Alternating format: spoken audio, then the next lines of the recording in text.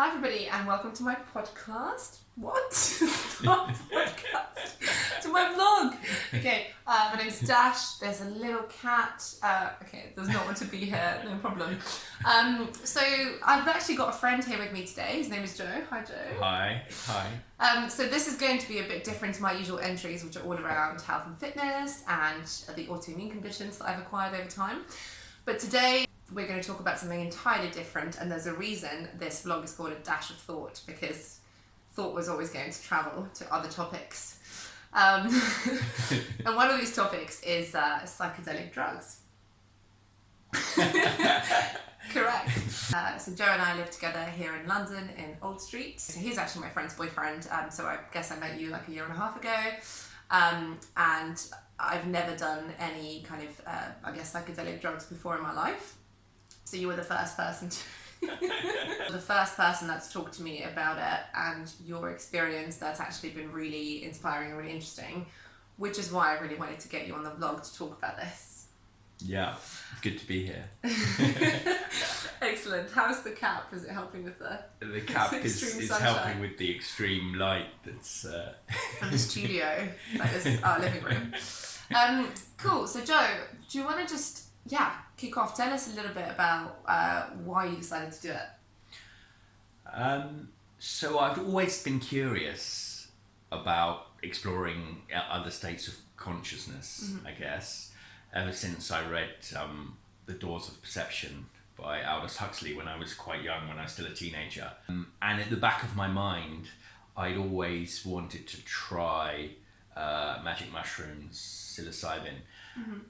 And the opportunity kind of arose quite naturally because I literally stumbled across the Psychedelic Society, which is based in Hackney, where we live here in the UK.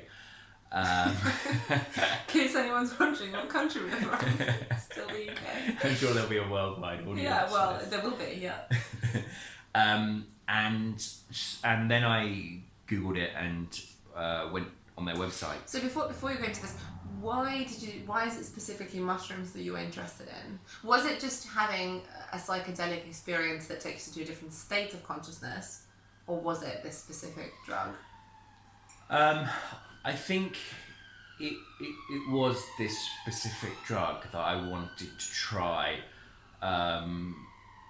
because I wanted to try it in certain conditions, ideally somewhere where it's legal, somewhere where you're being supervised, where you know what you're getting, and the difficulty of finding those things in the past had stopped me.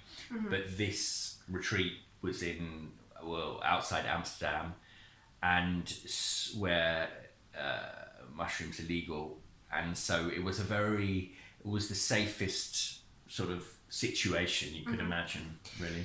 But then you hadn't necessarily gone out of your way to do this thing. As you've said, you kind of had an interest in different states of consciousness through the books that you've read. But yeah, you hadn't pursued it necessarily. Yeah, exactly. I guess it's one of those things that had been at the back of my mind for quite a long time.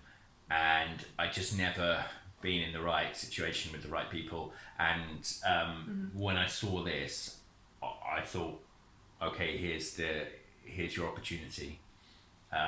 Amazing. And off I went. So you came across this just by hanging out in Hackney? Yeah. Be careful, guys, things that happen in Hackney. We used to go to this cafe that you'll know called Hatch. And excellent place. Yeah. Very Hackney. In Homerton. So we've got a little visitor here. Hello. Wants to make an appearance. What's this little cat's name? Albus. Albus. And named after Dumbledore. Yeah, exactly. For those of you that are into Harry Potter. But Albus also means white in Latin. The cat is very white. The cat is very white, yeah. Oh, the cat's taking my tea. Albus. Oh no. The cat's destroyed It's fine. The cat's ruined the vlog. The studio. Say hello. This cafe was happened to be coloured in quite psychedelic colours, and they had a sign in the window saying, "We are not the Psychedelic Society," and an arrow pointing next door. So they'd obviously had a constant stream of people going in there thinking constant stream. they were So a day would not pass without somebody for coming in asking for psychedelics. drugs. Yeah. We kind of thought this was funny, and then the Psychedelic Society itself was a totally nondescript building next door with a buzzer. Okay. I've never been inside there, but And was it somehow sort of covered up, or was it completely open to the public?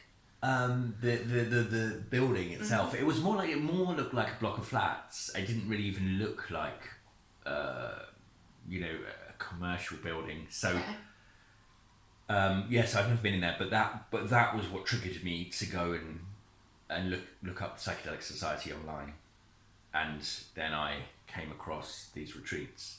So you didn't just go into the building? No, I didn't go into the building at all. That was just Okay.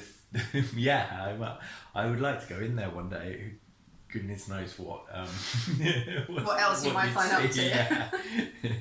Cool. So you went online, you looked it up. Yeah, and then I decided to discuss it with my girlfriend a bit, and she was Who happens to be a doctor. who happens to be a doctor, and so she researched it and gave me the all clear to go and do it, because there's no physical harm, physical damage. Nobody. I don't think there's any known cases of anybody dying. The danger is kind of if you had an underlying psychological condition, it might not be a good idea to do it. It could trigger that or exacerbate it. And can you overdose on psilocybin? I think that it's impossible to overdose because the body just naturally metabolizes it. The danger also comes from doing something crazy while you're on it. So if you're on a 5th story balcony, Yeah. that's probably not a good idea. I think the people who have died because they've done something crazy While on it. So that goes back to my point I was saying earlier about doing it in a very safe situation where people are looking after you, and then in that situation, from a physical perspective, it's completely safe. I mean, as safe as horse riding or Crossing the street. Yeah, Probably safer. possibly safer. Yeah. I mean, I've been hit by a car, so I definitely know that's not very safe. Did you only do it to literally just to have the experience and see what happens and to feel differently, or were you trying to achieve something? You know how people approach therapy, right? I think most people go in and say, this is the problem I want to resolve. I've got some kind of mental block around this thing, and I really want somebody to shake me up and change my ways of thinking. Or alternatively, you go into a therapy session kind of thinking, I want to discover what's wrong with me. Not wrong with me, but what are some of the things that I'm not maybe admitting to myself? So I definitely wanted it to be more than just a sort of, oh, that was a crazy few hours. I didn't do it to for a sort of thrill. I was doing it to try and learn something from the experience and try to I guess see things in a different way and take a little bit of that with me, ideally improve myself in some way. In what way? So I think that one of the things they asked us to do was have an intention when you go in. I mean, I think that there's kind of two things. That one of them was exploring the question about what you actually want to do in life. A broad question. Is it like the purpose of life, essentially, or the purpose of your life? The purpose of my life. So what is actually worth spending time on and what's not. So and it's not necessarily your job. It's also kind of what you do with your free time as well. Some uses of time are better than others, and what's it worth? What actually matters? Some might say time is money. Well, I mean that's not probably in the spirit of psychedelics. Yeah, not in the spirit No, of I'm only psychedelics. But very much in the spirit of Time's our precious. society. Yeah. Okay, interesting. So that was one of your intentions. Yeah, and I think the other one was was trying to improve myself as a person in the way that I interact with others. So we've all got not so nice aspects of our personality. Yeah. Although Joe is one of the nicest people I've ever met. It's true. I think that one of the things I thought it would do, and I'd read about this before, was hold a mirror up to you and you see yourself for the first time as you really are, because usually our ego is brilliant at justifying things that we do, that we say, oh well, you know, I had to do that because otherwise they might have, you know, been nasty to me, or so you're brilliant at making excuses for bad behaviour. Yeah. Or like sort of self-centered, selfish behaviour. Yeah, exactly. And the ego kind of puts yourself first as a self-preservation mechanism. To some extent, you obviously have to do that because you need to make sure that you've got... Because you need to look after yourself. Yeah, all, right? You need to make sure you've got somewhere to live and food to eat and all that stuff. So there's good reasons for that, but there's also the negative side where you're just selfish and greedy and trying to accumulate as much as you can, and in looking at relationships in the sense of what can I get out of this, rather than you know, how can I make the other person happy? Yeah. No, that's very true. I think it's well, I don't want to say that it's like you know, the problem of our generation, because I don't think it's necessarily about our generation alone. It's almost sort of the nature of the human being. Yeah. But where we live in the world, in the West, that's quite privileged, and we do have great access to wealth, and we don't have collectivist societies, right? Which is kind of what this is verging on. Yeah. We actually, maybe that's even more pronounced. They're actually quite individualistic, and it's all about your own independence, your own success, your own gain. Yeah. I mean, that is, and then through advertising as well, we're kind of told that we deserve these things for us, you know, because you're worth it, kind of thing. Because you're worth it. Okay, this is all really interesting from a philosophical point of view. Before we even get onto the drugs, which we will, before you had the experience, were you clear in your mind on where that line needs to be drawn between selfish for self-preservation and selfish to a detriment? I mean, I was clear in retrospect of times when I crossed that line. So for yourself. For myself, yeah. So I definitely done things that I didn't need. Can you give us an example of a selfish deed that you've done that you've then regretted, or you thought actually that was maybe quite negative? And negative to whom? You know, was it again negative for you because then is it really selfless that you're reflecting on that, or was it negative for somebody else or for humanity? Well, I guess I kind of, when I started my career, my motivation was I'm going to try and earn as much money as possible. Yeah. And you worked in an investment bank for a long time. Mm-hmm. Yeah, and I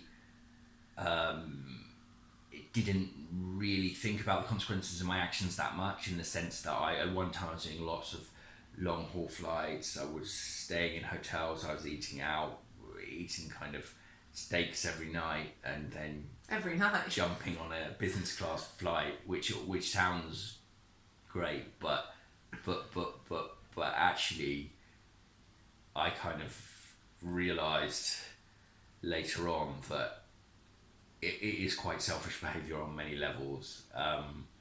But were you enjoying it at the time? Was it fun? Or do you think it was just what people expect you to do because of your position? I think it kind of feeds the ego, because you think, you know, you turn up at the airport and you're met by a chauffeur and then driven into town, and you stay at a really nice hotel, and they're you order room service, and you think it feeds your ego, and you're like, wow, I must be a big deal. I made it in life. But there's also kind of nagging self-doubt that's are you really doing anything of true value? Are you really making the world a better place, but also your own sort of personal growth?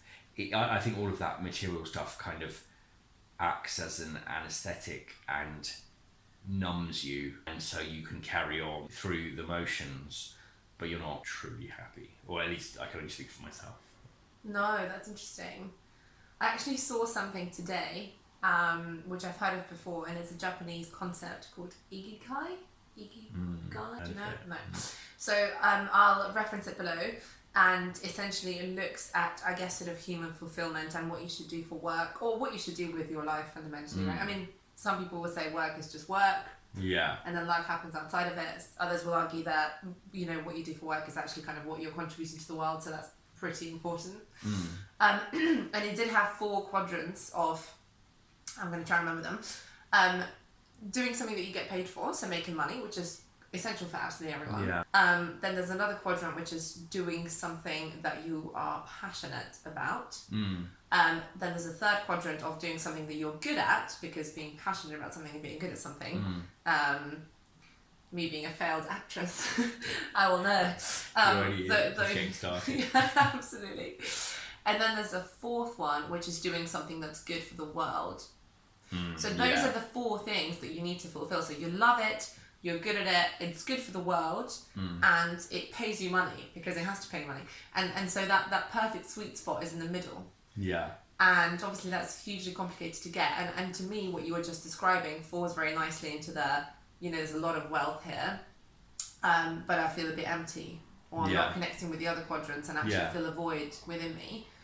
In the same way that if you were doing something you loved, but it didn't pay you very much, there would also be a void. You know, you wouldn't be completely happy in that constant state of, Yeah, and it's easy, it's quite kind of self-indulgent and quite privileged, I guess, to say, oh, I'm looking for something that's fulfilling for me personally, or good for the world. The vast majority of people on the planet are just surviving and doing pretty tough jobs they don't enjoy, and they don't have the privilege to kind of ponder about what would bring them the deepest fulfillment. So yeah, it is a very kind of privileged position. But at the same time, don't you think that there's not only privilege within that, but there's also power and responsibility? If you do have the opportunity to make choices, which we do, right?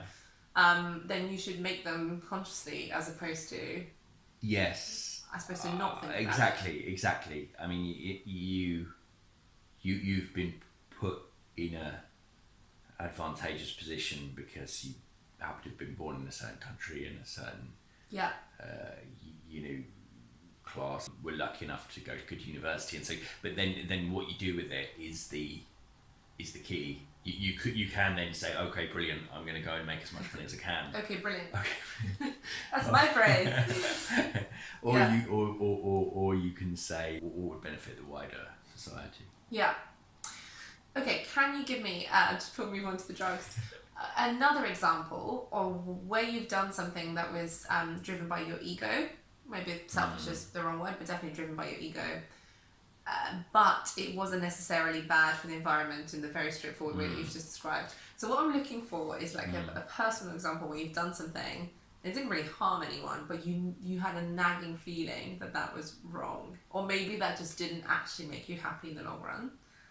Maybe even something like going out and buying expensive clothes. Sorry, have you ever done that?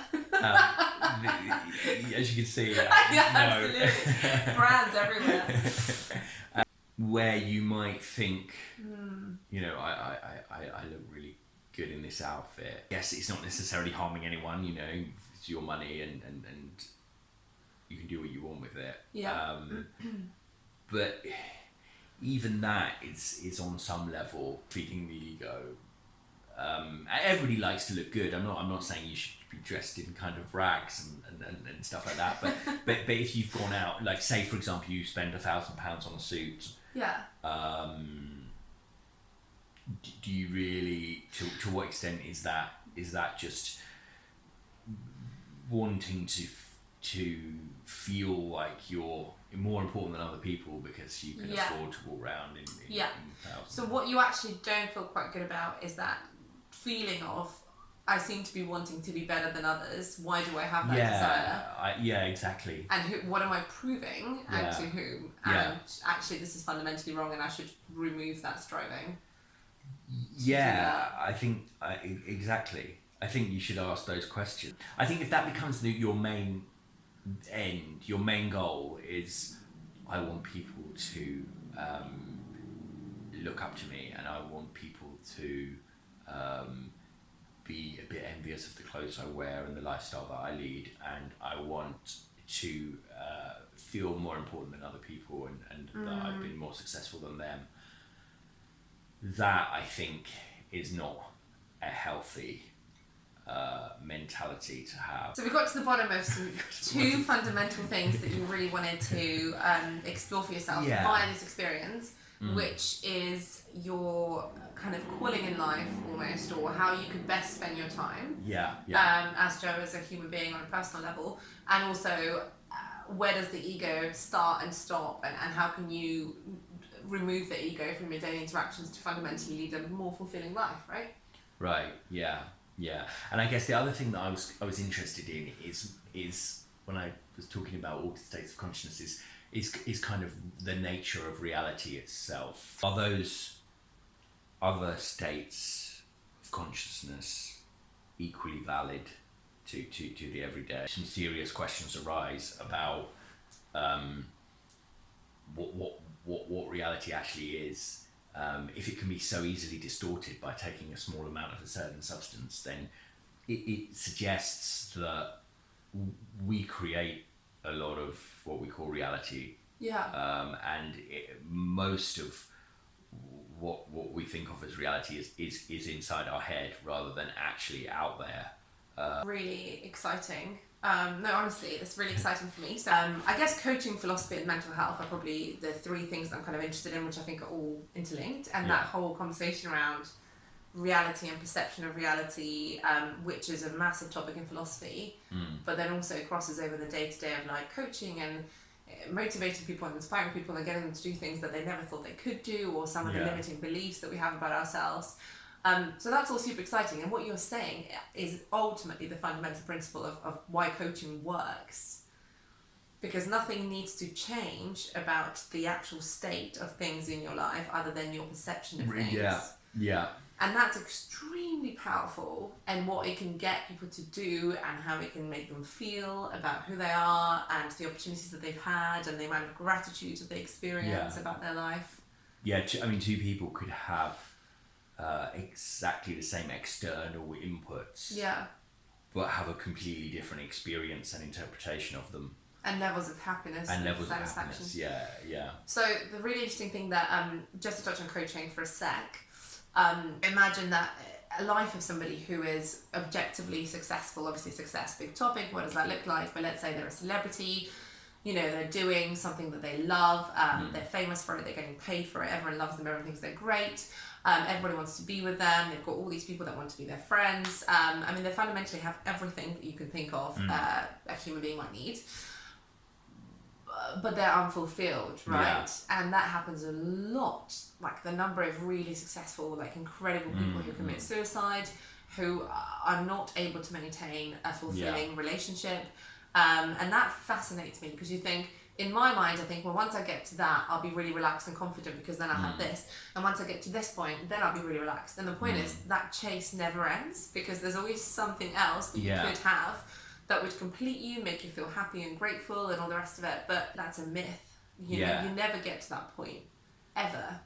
And it can be kind of money, or it could be fame, or it could be wanting to reach a certain weight or look a 100%. Certain way. Be in a relationship. Live in a certain area, like whatever. And you get there, and it's like the person who has plastic surgery and thinks that, if they get this one part of their body changed, they'll be happy forever. But of course, what happens is, as soon as they get that done, they there's think something another else. part needs to be done. So I think, personally, that there's a balance to be reached between the two, where you're never going to be able to stop human beings from striving, and you don't want them to stop striving for better things and better lives and better communities. It's striving while also having full appreciation for the moment. And also not just striving for yourself as an individual, but striving for, because you mentioned communities, but striving for the good of everyone, It's that so striving and ambition and hard work and all those kind of things can be great. It's just whether the end goal you're seeking personal kind of gratification or some sort of greater good. Thank you so much for really taking us through some of your reasons behind why you wanted to do it, which I think is important, you know, because it really colours, I think, your experience, you know, once you've actually done it. So now onto the drugs. How was it? It was a positive and negative at the same time. I felt a whole range of emotions. There were really good bits, and there were bits where I was quite scared, quite disorientated, and so it was kind of everything, really. It wasn't something I'd recommend to do for fun or for a laugh. It was you enter a different kind of realm that's totally alien to you, and it's not. There are other drugs you could take them, have a really great night. Sorry, are you promoting other drugs? Well, I'm just saying that there's sort of drugs you can if take. you wanted to party drug, this is definitely not one of them. Exactly, and possibly not even a sociable drug, right? Because you actually get quite introspective. Right, and we deliberately took a high dose. Yeah. And I think if you took a smaller dose, you could do it with friends and sort of have a interesting experience, but not so powerful. But this was supposed to be quite introspective. So we were all in this house, a couple of hours drive from Amsterdam, in the loft area, which was really big, and I think there was about 14 of us, and you had a mattress and an eye mask, and it was a very nice house, very nice environment to do it in, and we took it in the form of tea, and then nothing happens at the beginning, and then you drink some more. Yeah. So I had another. I refilled my mug. A little touch. Yeah, I refilled my mug to make sure the water absorbed all of psilocybin, and I was keen at the beginning on making sure I had a powerful experience and taking the full dose. Yeah. How many hours were you going to be high for? Did you know that? So it's about 5 to 6, but it's a real sort of a bit of a roller coaster journey, because you have a period where it's very intense, and then it comes back to somewhat normal, and there's moments when you think you're actually fully back, and then you realise, no, I'm actually not. We've all been there. Did that give you some kind of comfort? Because you're talking about, you know, being actually really quite high at certain points, which potentially was uncomfortable. Because you couldn't just snap out of it, right? You couldn't.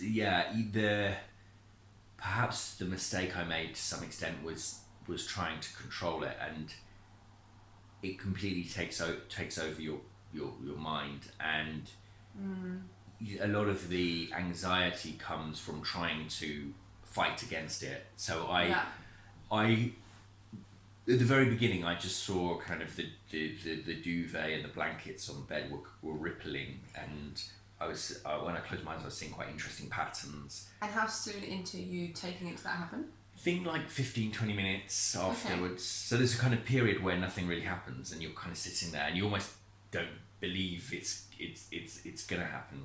Yeah. Because you've plucked up the courage to drink it, and then the first thing is nothing. Yeah. And then there were these ripple effects, and I closed my eyes and I could see interesting patterns that were like in a cave when you've got those stalagmites and stalactites coming up and down, and but they were in interesting colours, and it was quite, the very beginning was quite almost like closing your eyes and you're kind of watching an interesting movie. Just all very visual at the beginning, yeah.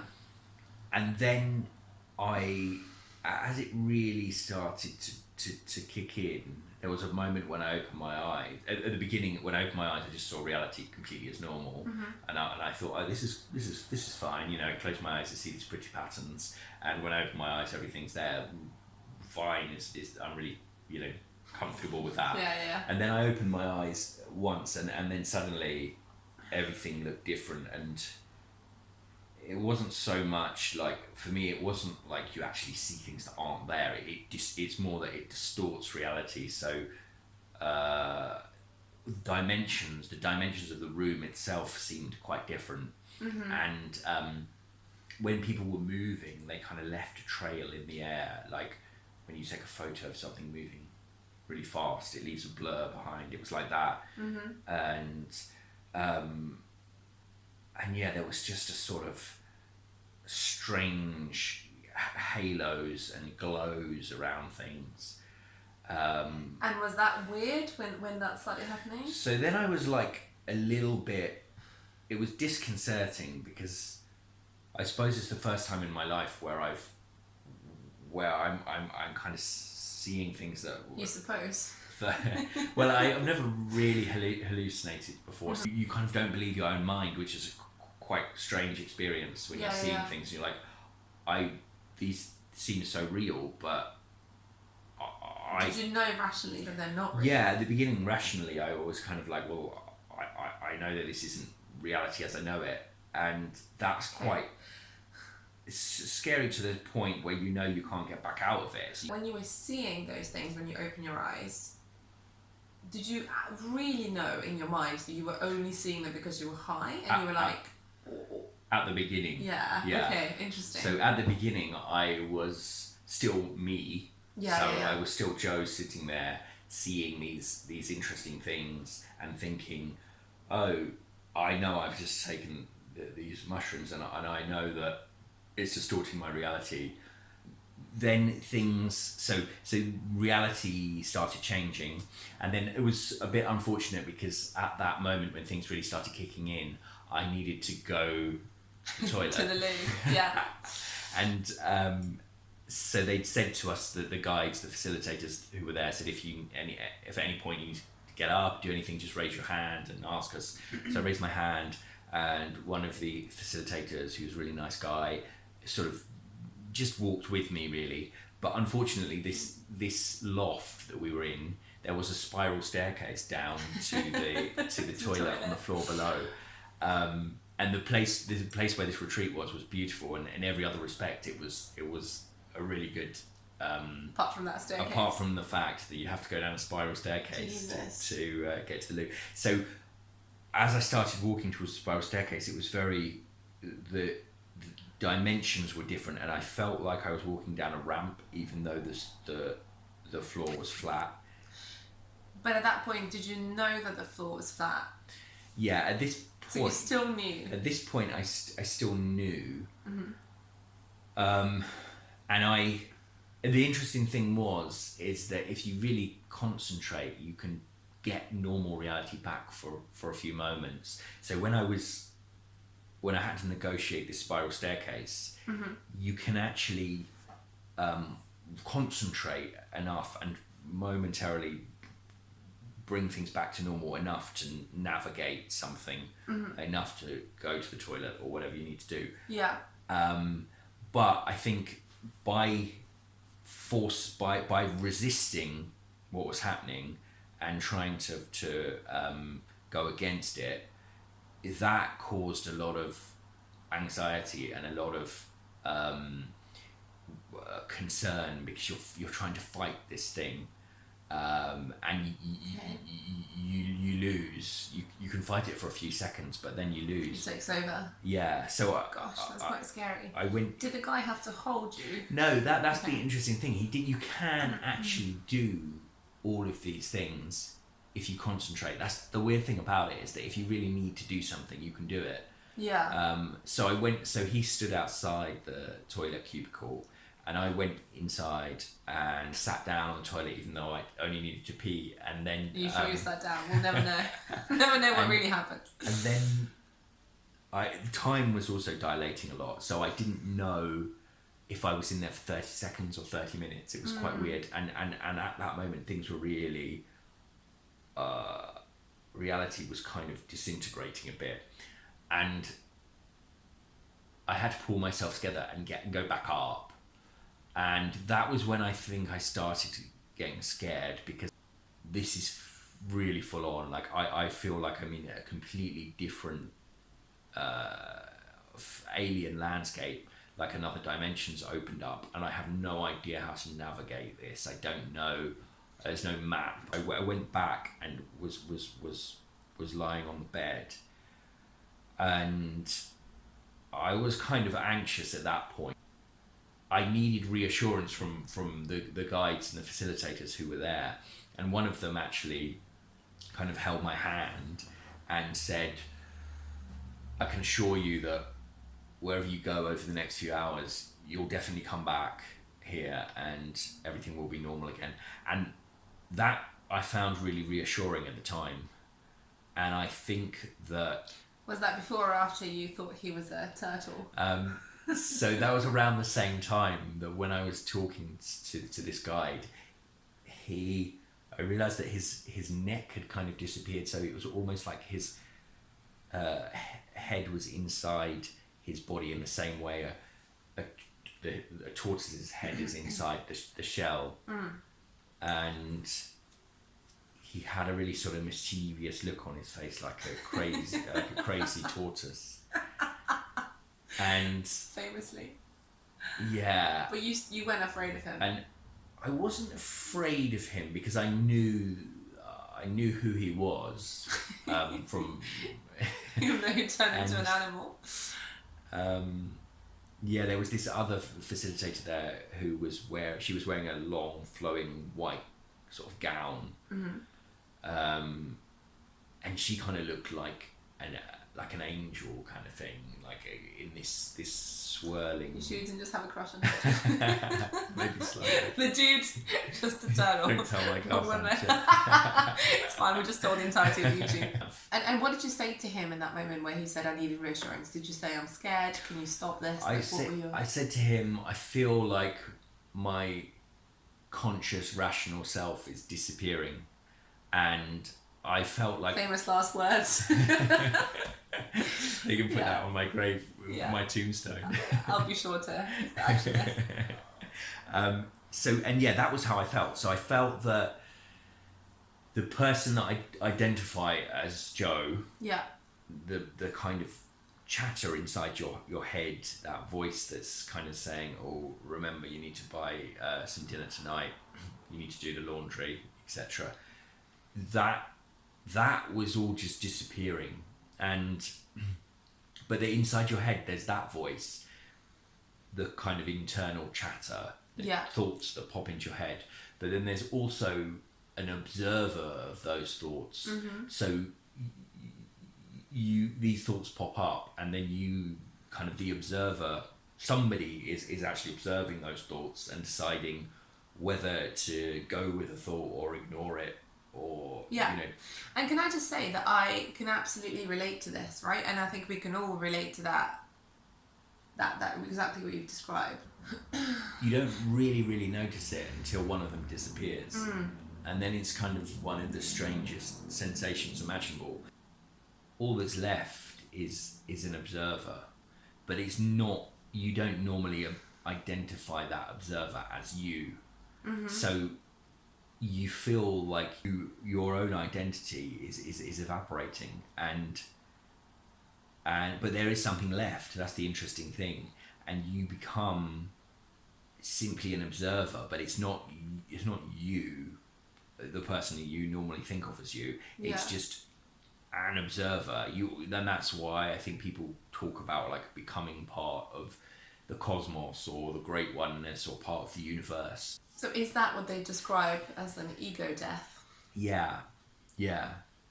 And I didn't quite know what an ego death was before I had one.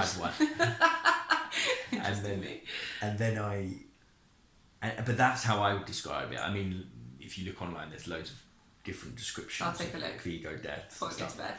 Yeah. which some people would say, I became one with God or something like that. It's very hard to kind of put it into words because we don't really have the language for that. And did it feel good to let the ego go? No, because the ego was really, really battling to stay, and the ego didn't want to go, and the ego was fighting for all it was worth to disappear, and that was the scary part. I think I let go after that conversation with the guide, and we were also asked beforehand if we wanted to have a second round of tea after an hour or two. And they brought round this second round of tea. Get your orders in early. Yeah. And while you're still with it. Well, so I'd said earlier, yes, I wanted it. Yeah.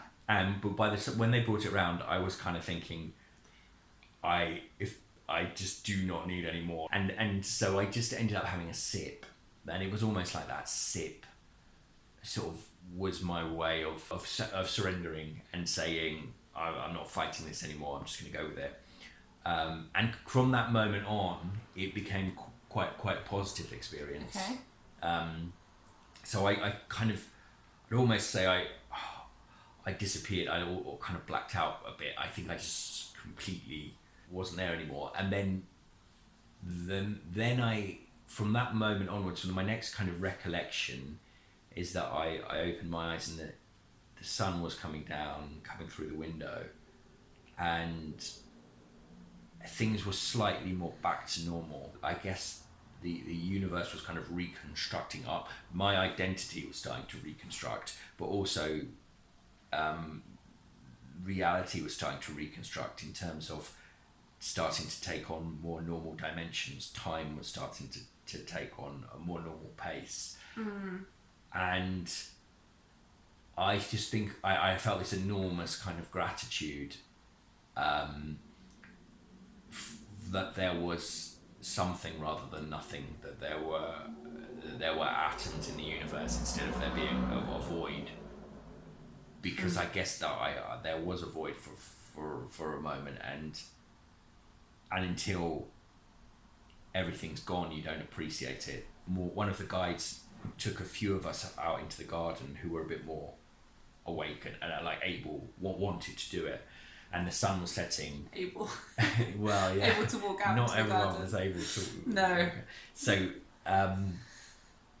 so we went out and we watched the sunset, and it was just, I had this overwhelming feeling of gratitude for existence of the cosmos. I guess just the fact that there wasn't just complete empty space. I was going to say, what would be the alternative to that not existing? I think it just the complete void, just nothingness. So that's actually what you felt, which presumably you've never felt before. Yeah. Everything sort of got disappeared, like even time. Wow. And then I suppose even gratitude that we had time. It's almost impossible to comprehend. Which people are normally not grateful for at all. Yeah. And that wasn't what I was expecting. I mean, as we said at the beginning, I went in with certain intention. I thought, I might feel gratitude for my friends and family, or having a good job or a nice flat or whatever. But it wasn't that. It was your girlfriend. My girlfriend. Oh no, you better not watch this. Yeah. This is the second comment. I really screwed up. And your friends, obviously, your housemates too. Yeah. My fabulous housemates. It was more a gratitude that much deeper level. Yeah, okay. So I get it. So not a superficial, these are things I have, it's just a gratitude for being. Yeah. Just for being, isn't it? Yeah, just that there's a consciousness that exists. Just the fact that you're self-aware is something to be extremely grateful for. Did it feel in some ways like you were reborn? I just pronounced that really weirdly. Reborn. Sorry, I'm Russian. Reborn. Thank you. I can understand why people would describe it like that. I can understand. I mean, because the way you're describing it to me now makes me feel like you sort of felt like you'd gone to some kind of hell where you were stuck in this void of nothing and emptiness and no end in sight, and suddenly you've gone back to a concept of time and... where there was just nothing was not like hell, because there was nothing. For there to be hell, there has to be something. So there was just nothingness. The bit that was felt a bit like hell was the bit where before nothingness, where my ego was fighting to not disappear. So there was the sort of struggle, the surrender. Yeah. So why didn't it feel like rebirth then? So like when people say rebirth, it's like you're a completely changed person. Like you're sort of born again as a new individual. Sometimes people say, you know, it changed me so profoundly that it was like being born again. I came back to the same person.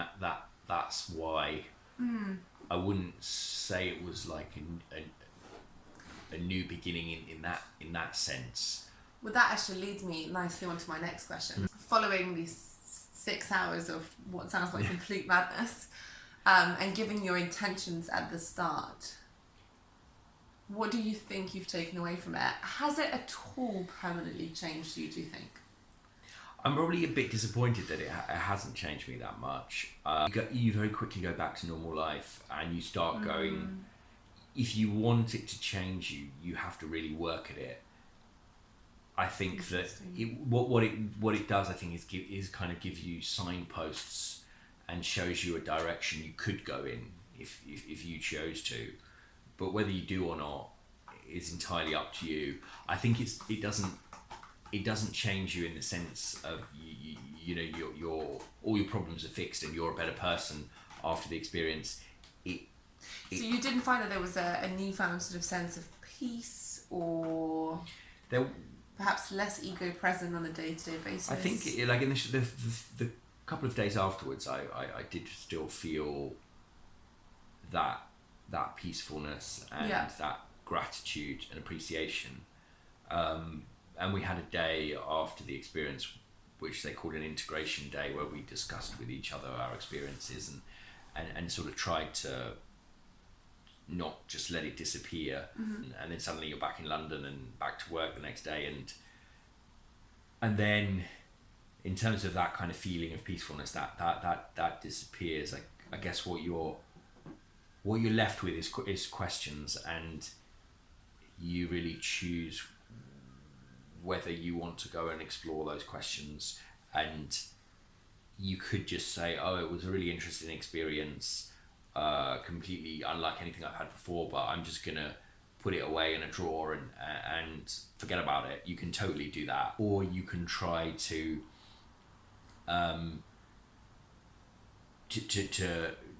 dwell and remember some of the insights that you had, and really make a conscious effort to live your life a bit differently. It's not a magic potion that sort of suddenly makes you a better person. It's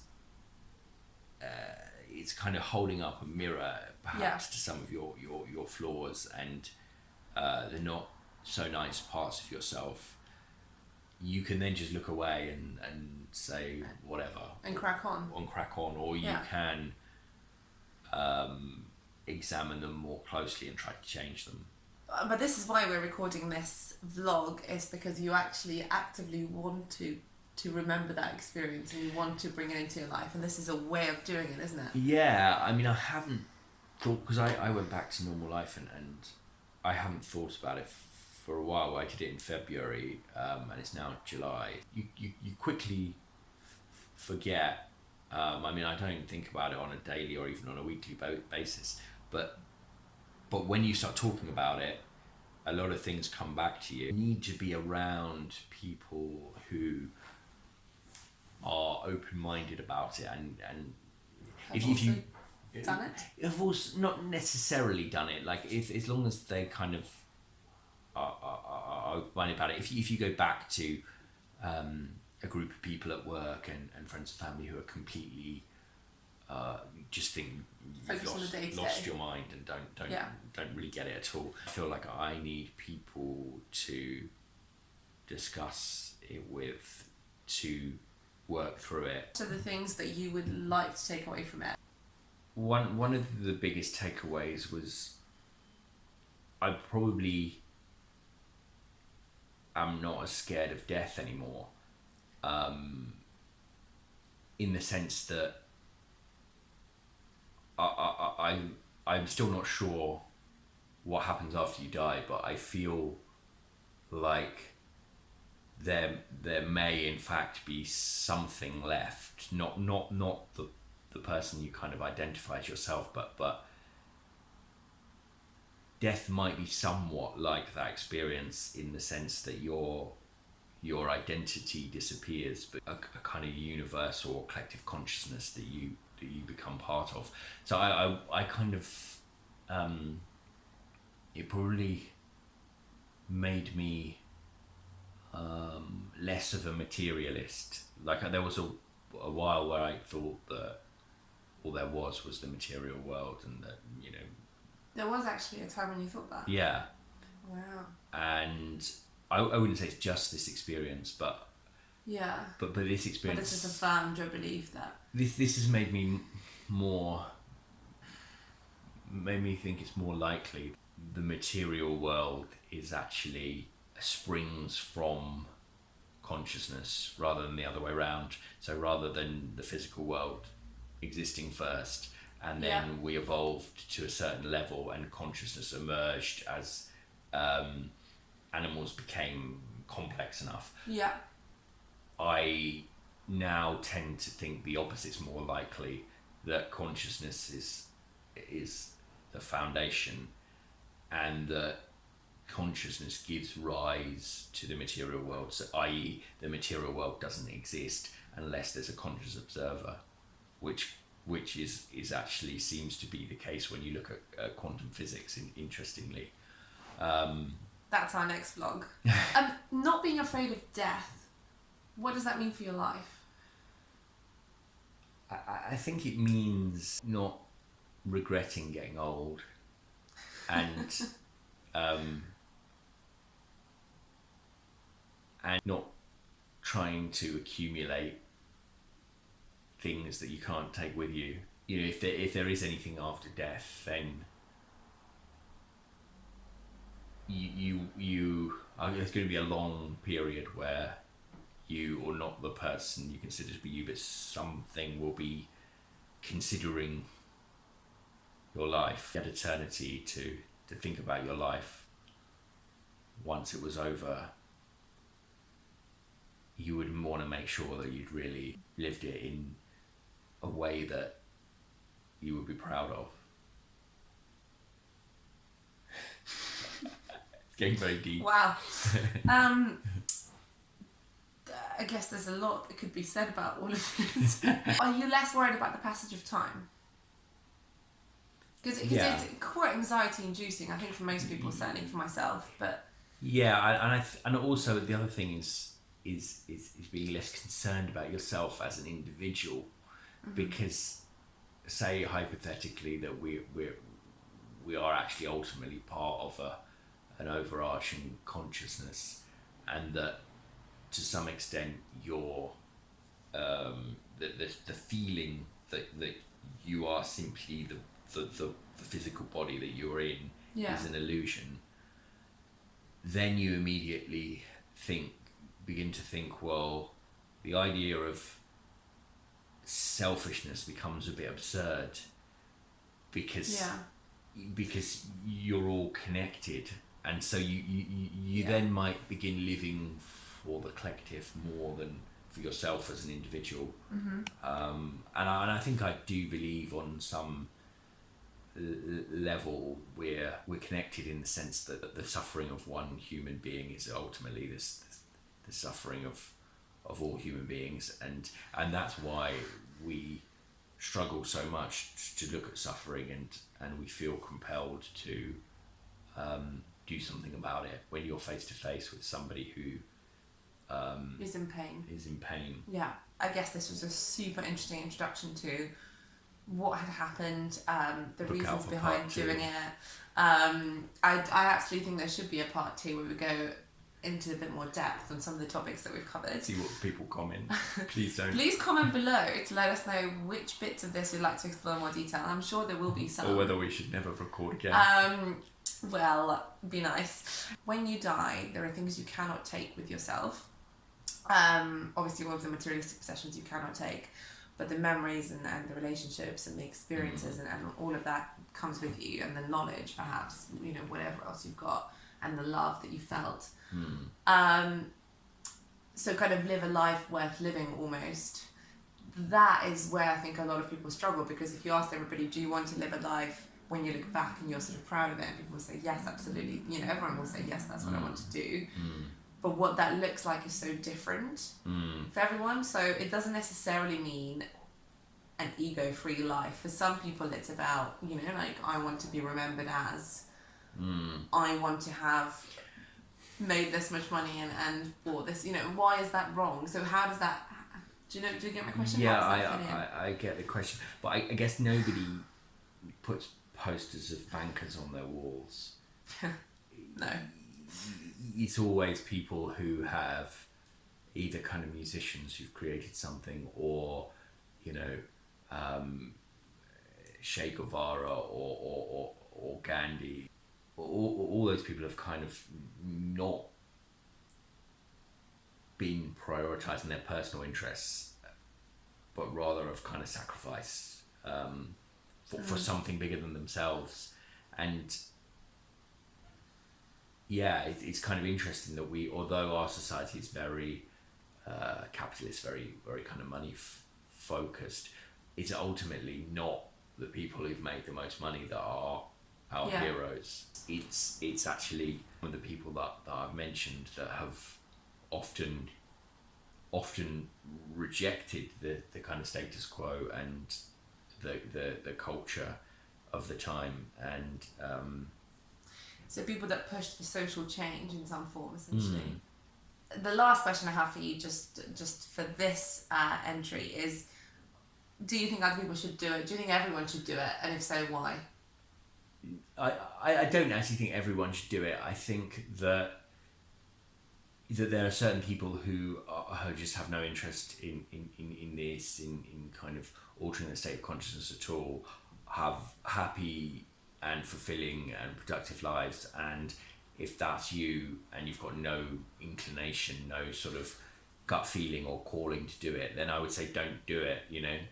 I think that if you've got that curiosity, then maybe it is for you. Why shouldn't everyone do it?